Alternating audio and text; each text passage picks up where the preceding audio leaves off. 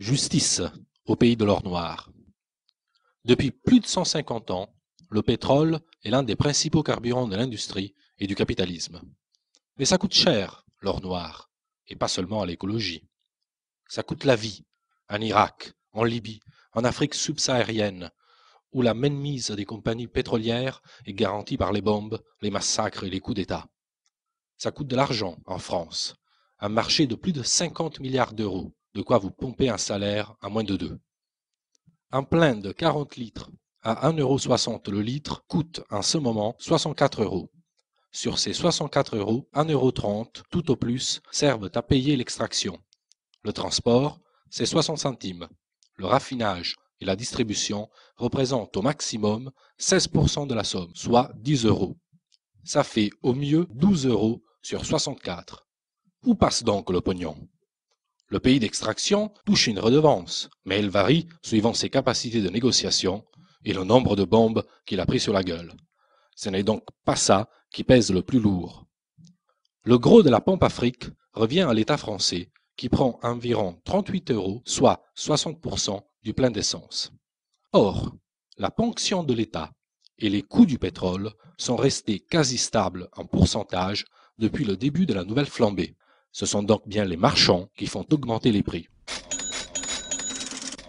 Comment font-ils? Bien sûr, la réalité économique et politique a une influence sur le prix du pétrole. Mais pourquoi la guerre en Libye a-t-elle fait bondir les prix du brut alors que ce pays ne pèse que 2% du marché?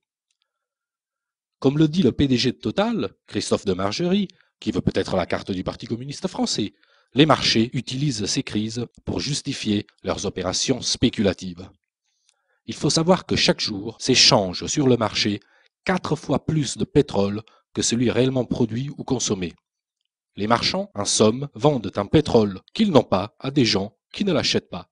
Et c'est le travailleur obligé de prendre la voiture qui paie l'addition. Monsieur le PDG de Total oublie juste de nous dire pourquoi, quand le cours du pétrole baisse, ça ne se voit pas à la pompe. Et oui, car après le choc de la crise financière de 2008, le prix du baril avait diminué de 20% en 3 mois. Mais les tarifs à la pompe, non. Total et les autres pétroliers avaient oublié, faut dire qu'ils sont très distraits, de répercuter à la pompe les baisses du baril de pétrole, tout simplement. Et tous les moyens sont bons pour garder les prix au plus haut.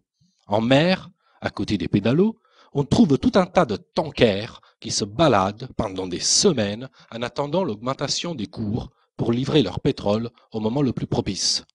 Sinon, il y a aussi le coût classique qui consiste à réduire la capacité de raffinage au moment des départs en vacances. On en fait le moins quand il en faut le plus. Logique. Et ça marche du tonnerre. Alors que la crise est censée peser sur l'économie, Total a engrangé la bagatelle de 60 milliards d'euros de profit en 5 ans.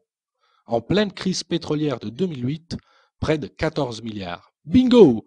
Les actionnaires attendent la prochaine récession en se frottant les mains. Avec la flambée de l'immobilier, les ménages les plus modestes, les travailleurs, sont contraints de s'installer à la périphérie des grandes villes. Résultat, faute de transport en commun, ils paient de plus en plus cher l'essence pour se rendre au travail, accéder au commerce et aux loisirs. Aujourd'hui, un ménage habitant en zone périurbaine consacre en moyenne près de 1 500 euros par an à ses dépenses en carburant. Et dans ces 1 500 euros, 60% de taxes. Plutôt que de taxer les profits ou la spéculation, ce sont les ménages que l'État met à l'amende. Explication. L'État perçoit annuellement environ 35 milliards d'euros de recettes via la TVA et la taxe sur les produits pétroliers. Donc, plus l'essence augmente, plus l'État encaisse. Et comme en même temps, l'UMP garantit les niches fiscales, maintient le bouclier fiscal jusqu'en 2012, allège l'ISF, avec les taxes sur les carburants, ce sont les cadeaux fiscaux aux plus riches qui sont financés et pas les services publics. En gros, vous payez la défiscalisation des plus riches. C'est pas beau ça? Raquette des ménages en France, misère des peuples dans les pays du Sud, accaparement de la rente pétrolière par les groupes, les spéculateurs et les dynasties familiales dans les pays producteurs, on voit rouge au pays de l'or noir. Il est pourtant possible de mettre un peu de justice dans ce pays inflammable. Il faudrait déjà fixer des limites instaurer un prix maximum à la pompe, révisé périodiquement, histoire de freiner les vautours.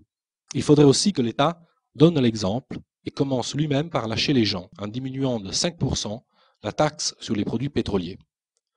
Une fois calmée la douleur, il faudra s'attaquer à la racine du mal en adoptant un plan d'urgence ambitieux pour développer les transports publics.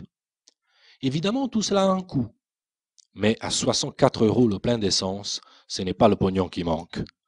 Les bénéfices du trading spéculatif sur le pétrole sont de plus en plus juteux.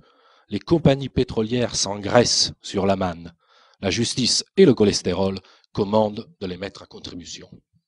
On sait tous que l'impératif écologique nous impose de changer de mode de développement et de réduire notre dépendance aux énergies non renouvelables. On voit bien que la logique marchande et spéculative nous envoie droit dans le mur. Alors, donnons l'exemple par ces mesures de justice.